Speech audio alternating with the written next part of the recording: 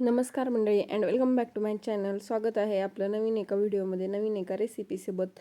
आता ही रेसिपी अगदी पारंपरिक आहे. याच्यामध्ये थोडंसं गव्हाचं पीठ, ज्वारीचं पीठ, थोडंसं डाळीचं पीठ, कोथिंबीर, जिरे, ओवा, कांदा अशा प्रकारे सगळं म्हणजे ते उखळातून ज्या कुटायच्या होत्या ना गोष्टी, जसं की ओवा, कोथिंबीर, लसूण, परत जिरे ह्याचं छोटंसं असं बारीक मिश्रण केलं. परत त्या पिठामध्ये ना कांदा वगैरे कट करून टाकला. मस्त असं पातेल्याला तेल लावलं. त्याच्यानंतर छोटासा गोळा केला, त्याला असं बोटाने थापून घेतलं.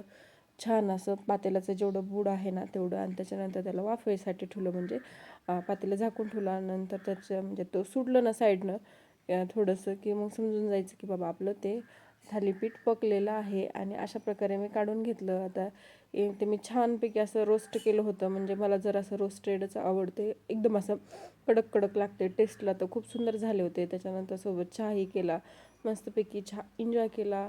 व्हिडिओ आवडला असेल तर लाईक, शेअर अँड आपल्या चॅनलवर जर नवीन असाल तर सबस्क्राईब करायला अजिबात विसरू नका. Thanks for watching. Bye bye. Thanks guys.